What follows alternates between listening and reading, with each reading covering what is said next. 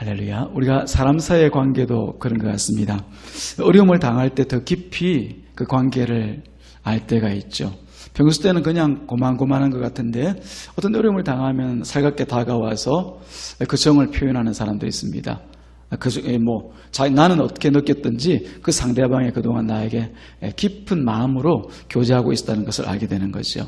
그러나 그 반대로 보면은 인사도 잘하고 가까운 사람 같은데 어떤 어려움을 당하거나 혹은 기쁜 일을 당하게 되면 꼭 남처럼 느껴지는 그런 사람들도 없는 것은 아니죠. 그러니까 우리가 서로 그냥 평소 때는 그런가 보다 생각하다가 어려운 일들이 당하면은 더 깊이 그 관계를 알 수 있는 경우가 자주 있습니다. 하나님과의 관계도 마찬가지인 것 같습니다. 우리가 다 하나님을 하나님이라 부르고 또 때마다 일마다 기도도 하고 그 앞에서 내가 하나님의 백성인 것처럼 보이지만은 그러나 어떤 때 특히 어려운 일을 만나게 되는 때가 되어지면은 하나님과 나와의 관계 또 하나님과 그 사람과의 관계가 어떤 관계인지를 우리가 또 쉽게 알 수가 있는 때가 있지요. 오늘 우리가 본문에서 보면은 아하스 왕이라고 하는 사람이 등장합니다. 이 사람은 남유다 이스라엘의 둘로 나눠지지 않습니까? 사울 왕으로부터 시작해서 그 다음 다윗 왕, 솔로몬 때 나라가 둘로 쪼개져서 남쪽에서는 남유다 유다라고 하는 이름을 가져가고 북쪽에서는 이스라엘이라고 하는 이름을 가져갑니다. 그래서 우리가 북이스라엘 이렇게 얘기하죠. 그런데 남유다에서 제12번째 12대 왕인 아하스 왕 때의 일입니다. 이 아하스 왕이 지금 보니까 어려운 때를 만났습니다. 과연 어려운 때를 만났습니다. 이웃한 두 나라 북이스라엘과 아람 우리가 지도로 보면 이런 거죠. 우리나라를 생각하면 좋겠네요. 우리는 남한이 있고 북한이 있지 않습니까? 그리고 그 위에 보면 또 중국이 있고 또 저 멀리는 또 러시아가 있고 그렇습니다.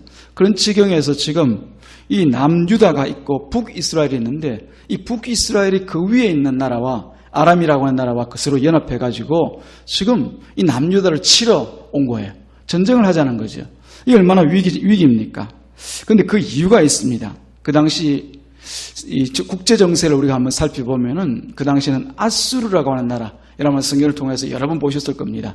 아시리아라고 얘기하고 아수르라고 하는 나라인데 이 아수르라고 하는 나라가 가장 패권을 가지고 지금 이 세계의 가장 큰 나라로 지금 크고 있는 그런 때입니다. 아수르를 중심으로 재편되고 있는 이 국제 정세 가운데에서 아수르의 왕으로 등극한 이 디글랏 빌레세리즈라고 하는 사람이 이제 왕이 된 지 5년 정도 지나자 이제 자신의 업적을 쌓기 위해서 정복 전쟁을 났습니다. 대개 왕들이 그렇죠. 처음에 왕으로 나서게 되면은 이 국내 정세를 좀 다스리기 위해서 그 나라의 신하와 국내에 있는 백성들의 마음을 살피기 위해서 주로 내치를 하게 됩니다. 안에 있는 그 백성들과 잘 사이좋게 지낼 수 있도록 합니다.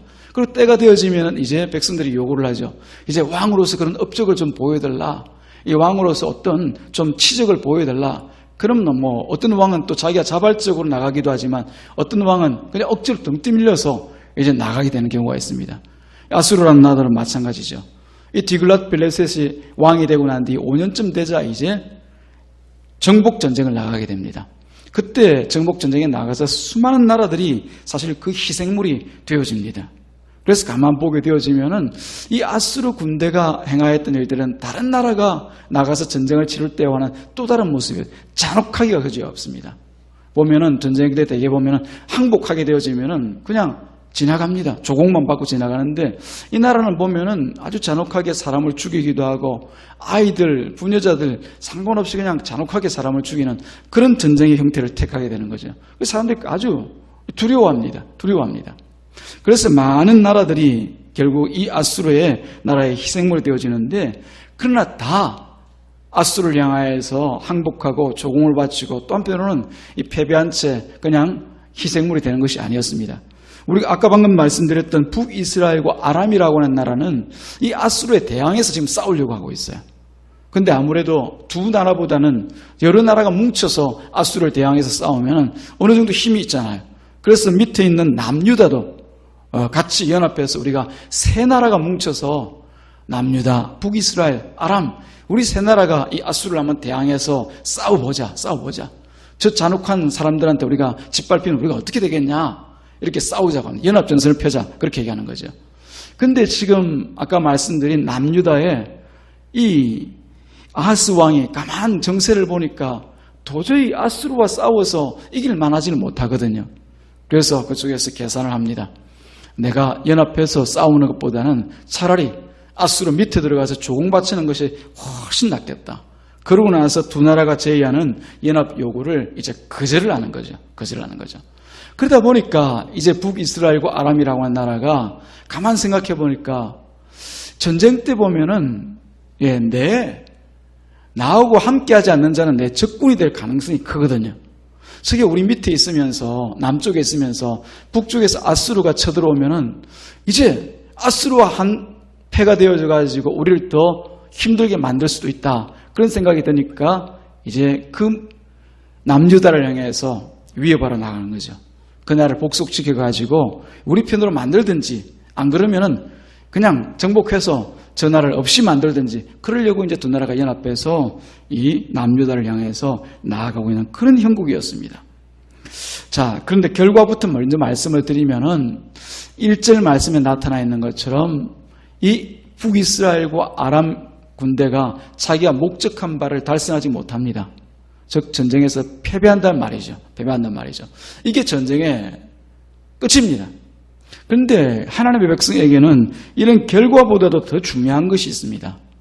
이 남유다에게 있어서 하나님의 백성이라고 하는 그 표시가 이 전쟁을 통해서 어떻게 드러나고 있는가? 다시 말씀드리면 하나님의 백성이 누구를 의지하는가 하는 이 문제를 사실은 하나님께서는 더 주목하여 보기를 원하고 이사야에게 그것을 드러내기를 원하거든요. 그래서 남유다 왕과 유다 백성이 과연 하나님을 의지하지 않는가를 이제 7장에서 계속해서 얘기를 해나가고 있는 거죠. 그런데 결과적으로 보면은 이 남유다 왕 아하스와 남유다 백성들은 하나님을 의지하지를 않습니다. 이 사람들은 그저 그 연합군을 보고 두려워합니다. 2절의 기록에서 보면은 2절 다시 한번 보실까요? 2절을 보면 이렇게 기록되어져 있습니다. 어떤 사람이 다윗의 집에 알려 이르되 아람이 에브라임과 동맹하였다 하였으므로 에브라임은 곧 북이스라엘을 얘기합니다. 아람이 북이스라엘과 동맹하였다 했으므로 왕의 마음과 그의 백성의 마음이 어땠다고요? 숲이 바람의 흔들림같이 흔들렸더라. 이 우리말로 얘기하면 마치 사시나무 떨듯이 떨었다는 얘기입니다. 바람이 숲에 불면은 그 숲의 나무도 그냥 혹 흔들리는 것처럼 이 백성과 이 왕의 마음이 두려워서 떨었다라고 얘기하는 거죠. 두려워 떨었다는 거죠. 여기서 우리가 다시 한번 생각해 보기를 바랍니다. 하나님의 백성이라고 하면은 저와 여러분들도 하나님의 백성이고 이스라엘 백성들도 결국 하나님의 백성이지 않습니까? 하나님의 백성이라고 할 때 하나님의 백성은 뭘 얘기하는 걸까요? 저는 이런 말로 정의를 해보고 싶어요. 하나님의 백성이라고 하는 것은 하나님의 통치와 하나님의 다스림이죠. 그리고 하나님의 보호를 받는 그 백성이 하나님의 백성이다라고 하는 거죠. 그렇지 않습니까? 하나님이 왕이 되셔서 그 나라를 통치하실 때 그 안에 있는 백성들은 다 하나님의 다스림을 받습니다. 또한 그 나라 있는 동안 하나님의 보호를 받게 되어져 있는 것이죠. 어떤 상황에서도 이 하나님을 벗어나는 법이 없습니다. 어떤 일이 발생해도 참 왕이신 이 하나님의 보호를 받는 것이 바로 하나님의 백성인 것이죠. 그것을 믿어야 되는 겁니다. 그런데 그 믿음의 증거가 어디에 있는가라고 하면은 바로 어떤 일이 생겨도 어떤 일이 발생해도 두려워하지 않는 거죠. 어떤 일이 발생하면 이미 그 일을 다 아시고 보호하시는 왕의 손만 붙잡고 있으면 되는 거죠. 제가 이런 모습을 한번 취해볼까요? 우리가 하나님과 함께 있다라고 할 때 그 모습이 저는 한번 이렇게 표현을 하고 싶거든요. 지난번에도 한번 말씀드린 것 같은데 이렇게 한번 해보십시오. 우리는 그냥 하나님의 손을 잡는다고 할 때 하나님 이렇게 잡는 것이 아니라 이렇게 딱 붙잡고 있는 거예요. 이건 누군가 한 사람이 놓아버린 게 되잖아요. 근데 이렇게 붙잡으면은 하나님은 결코 우리 손을 놓지가 않습니다. 그렇죠? 하나님은 결코 우리를 놓지 않아요. 끝까지 우리를 사랑하신단 말이죠. 근데 우리는 보면 딴 정신 팔다가 하나님의 손을 놓을 때가 있어요. 네, 그러면 이렇게 놓는 모습이 되잖아요. 그럼에도 불구하고 하나님은 끝까지 우리를 붙들고 있어요. 우리가 또 이런 예를 한번 들어보시자고요. 어린 아이들 보면은 길 갈 때 참 호기심이 많아요. 이것저것 보고 그냥 기웃기웃 여기도 갔다가 저기도 갔다가 아주 그냥 애가 정신없이 왔다 갔다 합니다. 그러다가도 이 그늘목을 지날 때쯤 되어지면은 딱 정신을 차리고 차들이 왔다 갔다 하니까 정신 차리고 자기 부모가 있는 사람은 자기 부모의 손을 탁 잡습니다. 뭡니까? 지금 무섭다는 거죠. 두렵다는 거죠. 그러면 그 두려움을 대신해서 아빠는 엄마 손을 탁 잡으면 안심하고 그 그늘목을 건너갑니다. 건너갑니다. 바로 그거죠. 아빠의 손을 잡는 것 혹은 엄마의 손을 잡고 그 위험한 그늘목을 지나가는 것, 그게 아이가 부모를 의지하고 의리하고 믿는 거죠. 근데 만약에 아이가 부모가 없으면 어떻게 되겠습니까? 그 자리에서 그냥 두려워 떨며 두리번 하면서 갈까 말까 하다가 어떤 그냥 쌩 내달려 버립니다. 두려워서 그런 거예요. 무서워서 그런 거예요. 자기 달리기 빠르다 그런 것이 아니라 그 길이 무서워서 그런 거예요. 그러나 진정 부모가 있는 이 자녀들은, 아이들은 그 그늘목을 지날 때도 엄마 손 붙잡고 아빠 손 붙잡고 지나가면 그냥 편안하게 지나갈 수가 있는 거죠. 이와 같이 우리 신자들은요, 항상 하나님을 믿고 의지하고 살아야 됩니다. 그러나 그렇게 되지만 또 어려움이 우리 가운데 닥치면 더욱더 우리 하나님의 손을 붙잡고 꽉 붙잡고 살아가야 되는 거죠. 두려워하거나 혹은 놀라지 말고 흔들리지 말고 끝까지 주님의 손을 붙잡고 가는 것이 신자의 믿음인 것이죠. 지금 같은 때를 우리가 어려운 때라고 얘기합니다. 상당히 어렵죠. 예, 우리가 지금까지 살아보지 못한 그런 삶의 자리에서 우리가 살아가고 있습니다. 지금도 보십시오. 우리가 언제 이 마스크 끼고 이 예배당에서 만난 적이 있습니까? 이 길거리 나가봐도 마찬가지입니다. 다 마스크를 끼고 돌아다닙니다. 예, 그렇게 할 수밖에 없는 거죠. 이런 시대에 살면서 그냥 마스크를 끼고 있다는 이것만 우리에게 불편함을 끼치는 것이 아니라 우리 삶의 자리가 다 힘들고 어렵게 변해가고 있습니다. 옛날에 멀쩡하게 사업하던 사람들이 이제 이 지금 코로나19라고 하는 이런 사태를 당하면서 사업 자리가 힘들고 어려운 경우를 당하는 경우가 있습니다. 또 장사하는 분들도 힘들고 어렵게 되는 경우가 있고, 또 어떤 분들은 사내 못 사내 이런 경우를 통해서 더욱더 어려운 경제적인 그런 입장에 놓이는 사람들이 있습니다. 그런데 이런 상황에서도 우리는 여전히 내가 하나님의 손을 붙잡고 있는지만 확인하면 될 줄로 믿습니다. 예, 왜냐하면 우리가 하나님의 백성인 이상 하나님의 다스림 안에 우리가 있다라고 하는 것, 하나님께서 우리를 보호하고 계시다라고 하는 것, 이걸 믿는다라고 하는 우리가 할 일은 다른 것이 아니라 바로 하나님의 손을 꼭 붙잡고 있으면 되는 거예요. 오늘 가시면서 꼭 확인해 보시기 바랍니다. 내가 내 가정에서나 내 직장에서나 또 나를 보내신 어떤 자리에서든지 하나님의 손을 붙잡고 있는지 살펴보시기 바랍니다. 그런데 우리가 아하스 왕, 오늘 등장하고 있는 이 아하스 왕을 가만 보니까 하나님의 손을 잡지 않고 있는 것 같습니다. 하나님의 손을 놓고 있는 것 같아요. 그래서 보니까 두려워서 떨다가 이제 2절에 보니까 마치 숲에 부는 그 바람에 그냥 온 숲이 흔들리면서 떠는 것처럼 사시나무 떨듯이 떨다가 이제 서둘러서 어디로 갑니다. 어딜 가나 가만 보니까 물창고예요. 물창고. 이 성경에서는 3절에 보니까 윈못 수도로 갔다고 되어져 있는데 이게 물창고거든요. 지금 우리 물탱크예요. 물탱크.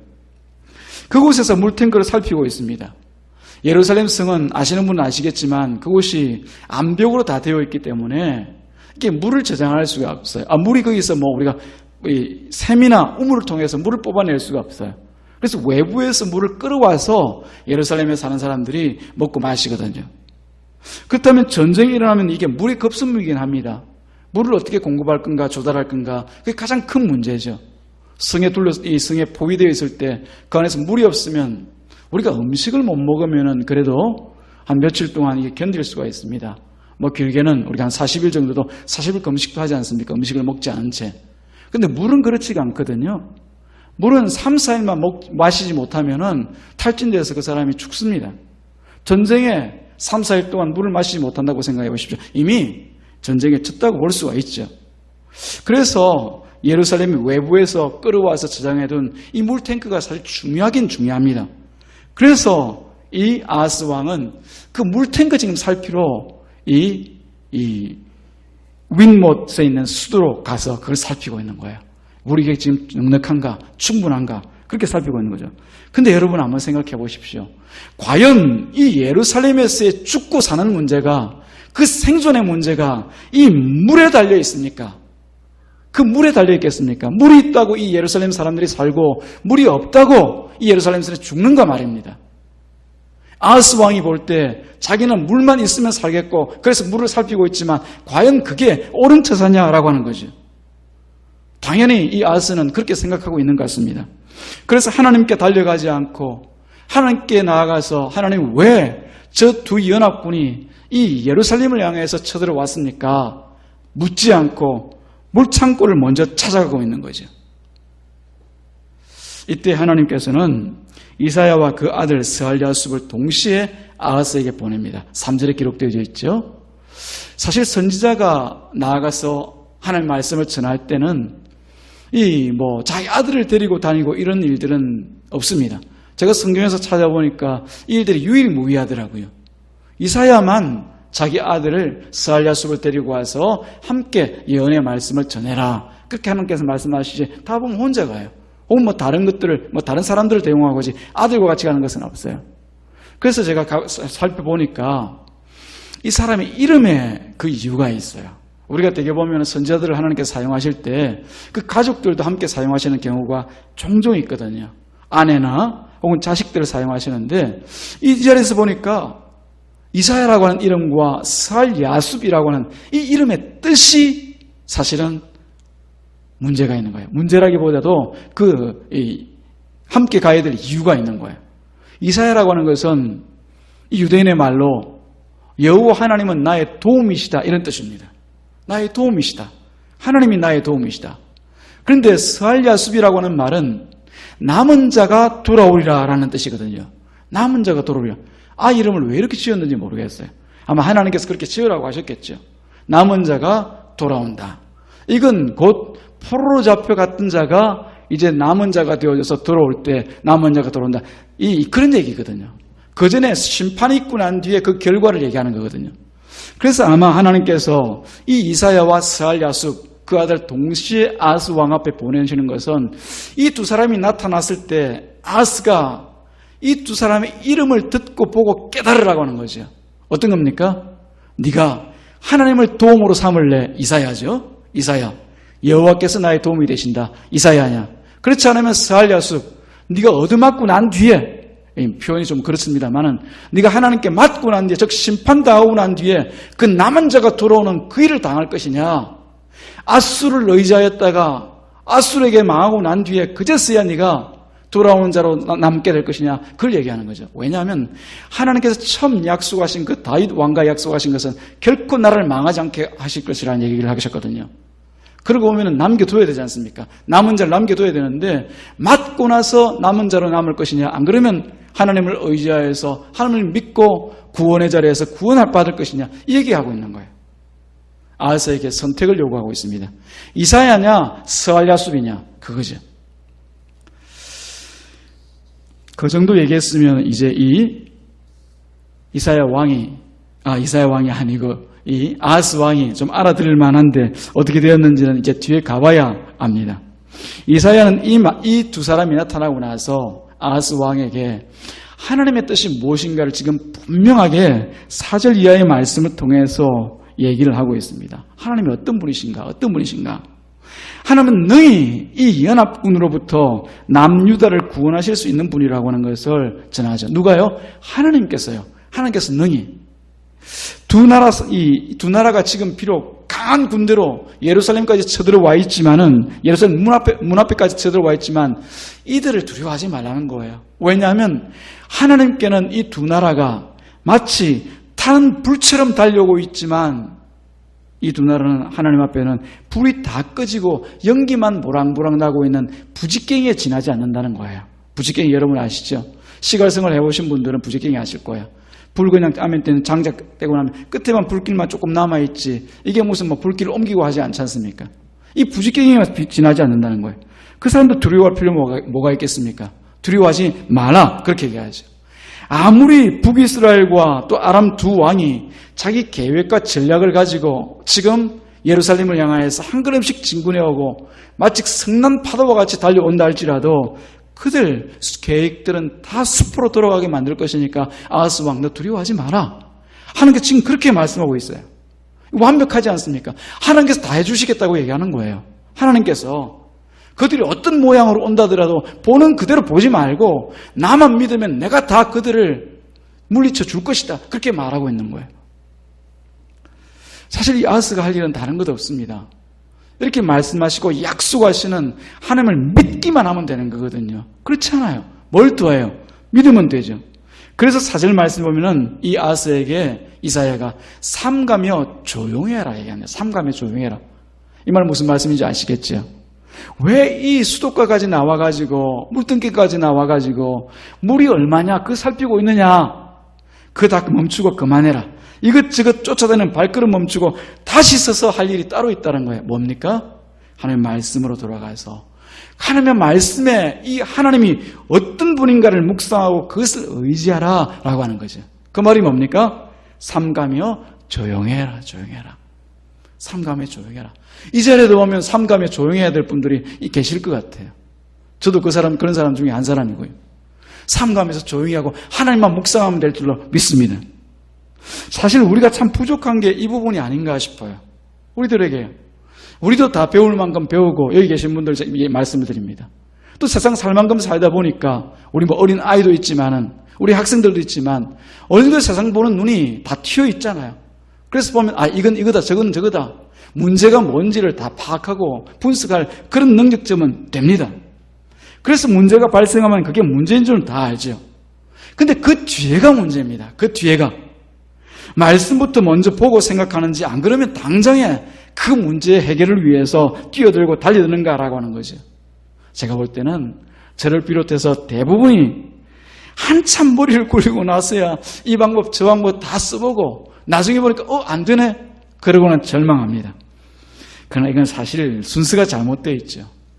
신자가 만나는 모든 문제는 그 출제자가 따로 있습니다. 누가 출제자입니까? 하나님이죠. 하나님. 우리가 선생님 하시는 분들은 다 아실 텐데 학교에서 아이들을 가르치고 난 뒤에 평가를 위해서 시험을 냅니다. 시험을 낼 때 보면은 출제자는 그 선생님이에요. 근데 출제를 하면서 자기가 다 먼저 풀고 아는 문제들을 학생들을 평가하기 위해서 문제를 내잖아요. 선생님도 모르는 문제를 출제하는 사람이 있습니까? 그런 사람은 없습니다. 그건 문제도 아니죠. 문제라고 할 수가 없죠. 다 배웠던 문제들 중에서 혹은 앞으로 배워야 될 문제 중에서 알아야 될 것들을 선생님이 다 답을 알고 출제를 한단 말이에요. 그럼 그 답은 누구에게 있습니까? 그 선생님들에게 있는 거죠. 출제의 의도가 있는 무엇 때문에 출제했는지를 다 알고 답을 가지고 있는 이 선생님이 그 답을 알고 있는 거죠. 우리 가운데 있는 문제도 마찬가지입니다. 하나님께서 출제하셨다라고 하면은 이 출제하신 하나님이 우리 문제의 답입니다. 그래서 먼저 우리는 하나님을 믿는 것이 가장 먼저 해야 되는 겁니다. 하나님께서 이 문제를 출제하셨구나. 하나님께 답이 있구나. 이걸 믿어야죠. 그래서 하나님께서 주신 그 문제에 대해서 왜 이 문제를 주셨습니까? 이 문제를 통해서 내가 알기를 원하는 것은 무엇입니까? 출제 의도가 뭔지를 알아가는 거예요. 기도도 그렇게 하는 겁니다. 왜 이 문제를 주셨죠? 왜 이 문제가 우리 가운데 있어야 되죠? 이 문제를 통해서 내게 원하신 것이 뭐죠? 이렇게 기도를 해야 되는 거죠. 그게 우리 참 기도인 거예요. 주의 뜻을 알아가는 거예요. 그래서 예수님께서 기도에 대해서 말씀하시면서 너희가 내 안에, 내가 너희 안에 있으면 너희가 무엇인지 구하라. 그러면 너희가 다 그 답을 받으리라. 응답 받으리라. 그렇게 얘기하잖아요. 우리 주님의 뜻을 알아야죠. 그게 바로 우리의 믿음인 것입니다. 뜻을 알아가는 것입니다. 그래서 주신 말씀이 계시면은 그 말씀을 따라서 순종하면서 우리는 살아가면 되는 거죠. 내가 먼저 방법을 찾고 움직이면서 하나님 앞에 나아가서는 제가 생각해 보니까 이 방법이 맞는데요. 제가 생각해 보니까 이게 답인데요. 이것 좀 도와주세요. 이 도와주시면 이 답을 제가 더 잘 해결할 것 같아요. 이건 기도가 아닙니다. 이거 하나님 믿는 게 아니에요. 우리 그러고 나서 하나님 앞에 나가서 기도한다고 믿는다고 하나님 난 믿사오니 이거 좀 도와주세요. 자꾸 그렇게 얘기합니다. 문제 처음이 시작이 잘못된 거죠. 잘못된 거죠. 내가 다 문제의 답을 내놓고 하나님께서 무엇을 원하시는지에 대해서는 관심도 없고 나 이렇게 하면 문제가 해결될 것 같으니까 하나님 이거 도와주세요. 이거 바른 관계가 아니죠. 근데 우리 대부분이 그렇게 살아간단 말이죠. 모든 것을 하나님께 맡기고 믿으시기를 주님의 이름으로 축복합니다. 믿는다라고 하는 것은 지금 믿는 그분이 하시는 그대로를 인정하는 것입니다. 인정하는 겁니다. 뭘 하시든지 그 하나님께서 하시는 것이, 우리 주님께서 하시는 것이, 하나님께서 하시는 것은 맞습니다. 맞습니다. 옳습니다. 그것을 인정하는 것이 우리가 믿는 거예요. 그래서 하나님이 처리하시고 처분하신 대로 나를 맡겨드리는 거죠. 그리고 내가 보는 것과 내가 생각하는 것이 아니라 하나님께서 원하시는 대로 순종해드리는 것이 결국은 이 믿는 거죠. 신자는 오직 이 하나님을 믿고 사는 사람이 신자입니다. 내 뜻을 이루어가는 사람이 아니라 하나님께 지금 이 땅 가운데 행하시는 일들을 두고 그 뜻이 하나님의 뜻 가운데 출지하신 하나님 가운데 있다는 것을 알고 그 뜻을 자꾸만 쫓아가려고 하는 사람, 그 사람이 바로 신자인 것이죠. 지금 우리도 보면은 이 땅에 코로나19라고 하는 이 바이러스 때문에 온 세상이 지금 힘들어하고 있습니다. 저도 힘든 사람 중에 한 사람입니다. 하나님의 뜻이 없어서 이 바이러스를 이 땅 가운데 두셨을까요? 단지 우리 사업을 망하게 만들고 우리 삶을 제한하게 만들고 혹은 교회가 세상으로부터 핍박받으라고 이것을 행하고 계실까요? 하나님의 뜻이 계신 줄로 믿습니다. 다 하나님의 뜻 가운데 지금 진행되어 가고 있는 줄 믿으시기를 주님의 이름으로 축복합니다. 있는 그대로 인정해야 다음에 하나님의 그 답을 우리가 알아갈 수가 있는 거죠. 처리하고 처분하는 대로 우리를 맡겨드려야 그 다음에 행하시는 그 하나님의 기적과 하나님의 능력을 우리가 맛보아 알 수 있는 것이죠. 그래서 제가 늘 말씀드리지만은 제가 드리는 말씀이 마음에 안 들 수도 있습니다. 이 코로나와 이 사태를 하나님께서 허락하신 것 우리가 인정해 드려야 됩니다. 그렇게 해서 만약에 우리 가운데 망할 것이 있다고 하면 망하는 것이 맞습니다. 자꾸 우리가 망하지 않으려고 울부짖고 부르짖으면서 망해서는 안 됩니다. 이렇게 해서는 안 됩니다. 저렇게 해서는 안 됩니다. 이렇게 말하고 하나님께 기도하는 것, 그거 저는 믿음이 아니라고 생각해요. 여러분, 하나님의 백성인 이 유다와 이스라엘이 역사 속에서 보면 영원합니까? 그렇지 않죠. 하나님께 결국 불순종하고 하나님의 뜻을 따라 살지 못하니까 망하잖아요. 한 집안이 하나님께 복을 주셨다고 해서 그 복이 영원합니까? 그렇지 않잖아요. 다윗 왕가도 하나님께서 복을 주셔서 세웠지만 그 집안도 망하게 하시잖아요. 결국은 그러니까 끝까지 하나님의 약속은 지켜나갑니다만은 결국은 세상적으로 볼 때 망하게 하시잖아요. 망할 나라 같으면 망하는 것이 맞고요. 망할 집안 같으면 망하는 것이 맞습니다. 그게 하나님의 뜻이라면요. 그 가운데 하나님의 분명한 회복과 하나님의 약속이 이루어지는 기적의 역사가 나타나는 거예요. 자꾸만 내 욕심대로 붙들고 이건 안 돼요. 저건 안 돼요. 이러지만 하나님 다 됩니다. 다 하십시오. 주의 뜻대로 하십시오. 그러나 하박국이 말한 것처럼 그 가운데 하나님의 긍휼을 잊지 마옵소서. 긍휼을 잊지 마옵소서. 내가 그 겨울 가운데 긍휼 가운데만 있기를 소원합니다. 그런 기도 진정한 믿음의 기도인 것이죠. 그렇습니다. 이 세상의 모든 것은 하나님께서 주관하신다는 것을 믿으시기 바랍니다. 그렇기 때문에 유다와 유다의 왕은 온전히 하나님만 믿고 의지해야 됩니다. 우리 상방교회도 하나님께 주관하심을 믿으면은 오직 하나님을 믿고 의지해야 될 줄로 믿습니다. 하나님을 한결같이 믿는 자는 하나님의 구원을 누리고 흔들림 없이 굳게 세워져 나갈 것입니다. 그러나 오늘 9절에 나와 있는 것처럼 만일 하나님의 약속을 믿어야 할 자가 믿지 아니하면은 약속하신 그 복을 누리지 못할 것이라고 하나님은 분명하게 말씀하십니다. 이 구원과는 다른 문제입니다. 우리가 믿음으로 나아갈 때 하나님께서 믿음의 자리에서 우리 가운데 주시는 놀라운 은혜와 복들이 있습니다. 이 땅에서 그 복이 우리 가운데 드러나지 않을 수도 있습니다. 이 땅에서 드러나지 않다면 여러분 아쉬워하지 마십시오. 우리가 볼 때는 80년, 90년의 우리 인생이 긴 것처럼 여겨지고 그게 다인 것처럼 보이지만은 하나님과 함께 더불어 살아가야 될 그 영원 안에서 우리의 7, 80년 혹은 90년, 100년은 한 특점에 지나지 않습니다.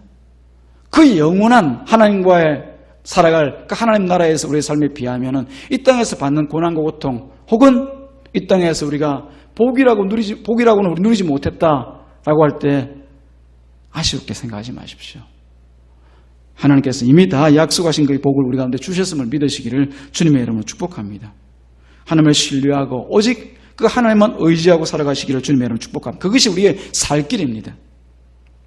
과연 유다 왕 아하스는 보이지 않는 이 하나님을 왕으로 모시고 믿음의 길에서 굳건하게 세워질 것 같습니까? 여러분 어떠십니까? 뒤를 보니까 이 아하스 왕이 벌써 딴 마음을 품고 있어요. 아수르와 연합해서 아수르와 평화를 누리고 살 것을 계획하고 있습니다. 그러니까 당연히 하나님의 손을 잡을 수가 없죠. 오직 하나님만 잡을 수 있도록 내준 이 손을 놓고 아수를 잡으려고 한단 말이죠. 그러니까 하나님께 주시고자 하시는 복은 받지 못하는 거죠. 오늘 본문 말씀을 통해서는 이런 생각을 한번 해보았습니다. 이 거대한 연합군을 그 앞에 두고 이사야와 아하스 왕 이 두 사람은 각각 무엇을 보았을까라는 거죠. 사람의 눈은 다 같습니다. 같은 것을 두고 또 똑같이 보게 됩니다. 같은 것이면 같이 보는 것이 맞죠. 그런데 사람마다 같은 것을 보고도 서로 다른 말과 서로 다른 행동을 한단 말이죠. 약속의 땅을 동시에 다녀온 사람들이 있습니다. 우리 잘 아는 것처럼 민수기에 보면은 이스라엘 백성들 가운데 이제는 가데스 바네아라는 곳에서 광야에서 한 1년 반 정도 지내다가 이제 곧 가나안 땅에 들어갈 그 꿈을 품고 안고 정탐꾼들을 보냅니다. 그 땅이 과연 약속의 땅이 어떤 형국인지 살펴보고 오느라 우리가 그 꿈을 가지고 가야 될 것 아니냐. 꿈을 가져오라고 이 정탐을 보냈는데 12명 가운데 10명이 뭐라고 얘기합니까? 그 땅에 가서 보니까 우리는 그 땅에 있는 아낙 자손들에 비하면은 메뚜기와 같습니다. 우리는 메뚜기입니다. 그 말을 듣고 온 백성들이 들고 일어납니다. 일어나서 아이고 애굽에서도 우리를 묻을 매장지가 있고 또 이 광야에서도 우리가 묻혀주면 좋은데 왜 굳이 가나안 땅 안에 보내가지고 거기서 우리를 죽이려고 가나안까지 몰고 가십니까? 하나님은 원망불평합니다. 그리고 또 다른 사람이 있습니다. 똑같은 걸 보았지만 이 사람들은 그 땅을 향하여서 저 땅은 우리의 먹입니다. 먹이. 즉 밥입니다. 그렇게 얘기하는 사람들이 있었습니다. 그리고 오늘도 마찬가지죠. 연합군이라고 하는 이 연합군을 보면서 어떠니 즉 아하스 왕과 같은 사람은 그들의 군사를 보고 사시나무 떨듯이 떱니다. 그리고 멀리 있는 아수르 군대, 눈에 보이는 그 아수르 군대의 손을 잡기 위해서 딴 마음을 품습니다. 그러나 또 다른 어떤 사람은 하늘 보좌에 계신 6장에 우리가 읽지는 않았지만 6장에서 만났던 그 하늘 보좌에 계신 그 하나님을 보고 그 하나님을 힘있게 증거합니다. 본다고 끝이 아니죠. 믿음으로 보아야 될 줄로 믿습니다. 우리가 세상에 일어나는 모든 일들을 통하여서 우리가 그저 보는 것으로 분석하는 것으로 또 그 문제 해결의 방법을 가지고 살아가는 것으로 우리 신자들은 충분하지가 않습니다. 우리 신자들에게는 하나가 더 필요합니다. 바로 믿음의 눈으로 바라보는 것이죠. 그리고 믿음으로 살아가는 것, 그게 바로 신자들이 살아야 될 삶인 줄로 믿습니다. 사랑하는 여러분, 오늘부터 우리가 다시 한번 이 세대를 바라보시면서 믿음으로 보아서 다른 말을 하고 또 다른 삶을 살아가는 저와 여러분이 되기를 주님의 이름으로 축복합니다. 우리들 앞에도 수많은 아낙 자손과 같은 그런 거인들이 서 있을 수 있고 또 연합군보다 더 강력한 군대가 우리 앞을 가로막을 수가 있습니다. 그때마다 우리는 과연 어떤 말을 하고 어떤 행동을 하고 살아가기를 원하십니까? 믿음을 따라 말하고 믿음을 따라 살기를 주님의 이름으로 축복합니다.